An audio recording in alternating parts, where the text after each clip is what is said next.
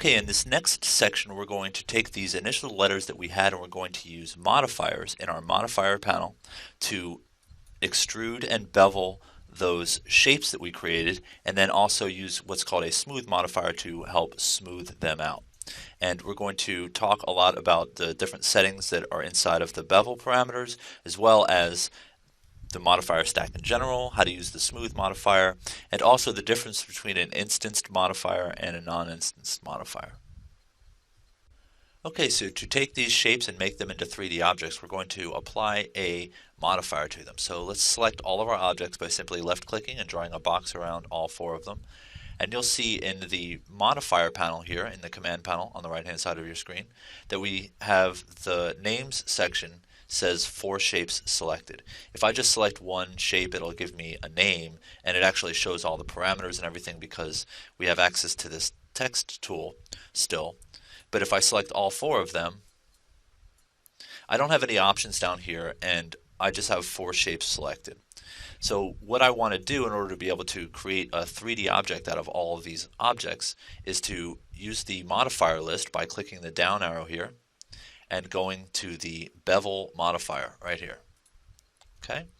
And this adds a modifier on top of the text tools that we saw earlier. Now, we still don't see the text tools here, but again, if I select just one letter, we could modify the text underneath it. So if I were to make this bigger, or if I could even change this to a different font, and it would actually update the bevel above it.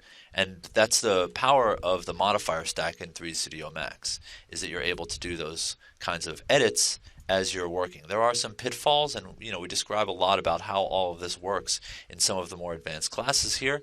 But for now, if I can remember which font to put on here, we're just going to utilize all 4 of these at the same time and apply a bevel modifier to them.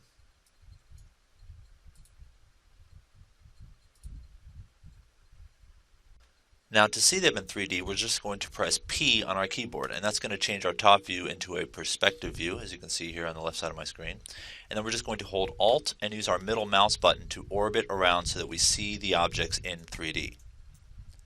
Now by default the bevel doesn't do very much, but we're going to change some of its bevel values here to create 3D objects. So what we're going to do is we're going to start at level 1 and we're going to give this a value of 0.5.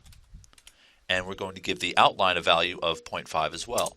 And what you can see here is that that's extruded that out and created a sort of a beveled face there for us to use for the bottom of our letters. And as you can see, it's applied it to all 4 objects at the same time. Next, I'm going to just demonstrate the power of adding the modifier to all 4 objects at the same time by simply selecting the 3, and you'll notice that the bevel is in italics, and this means that it's affecting more objects than just the object that you have selected. So when I go to add level 2 and I add this to be 6, you can see that it actually changes all of the objects in my scene. Again, because this is what's called an instanced modifier. It's the same instance of that modifier is applied to all of these objects. So when I change it on one of them, it changes it on all 4 of them.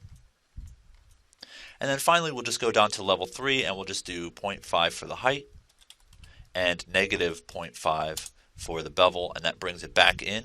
And if I press F3 on my keyboard, I should see this nice beveled font now extruded up. And I have a nice set of 3D objects here that says I love 3D, right?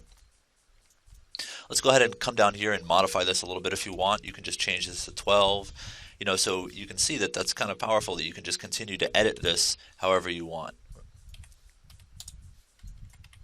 Again, as I explained earlier, if I came down here to the text modifier and I could change this to a different font and it would update all of that for me.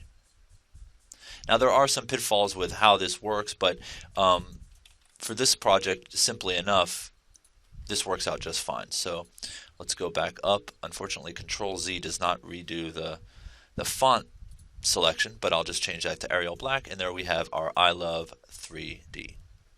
Now if you're looking closely, you might notice that there's a little bit of an issue with the heart here, where I get this smoothing issue where it's kind of got these lines right in the middle there. That should be the only area of my font that is problematic.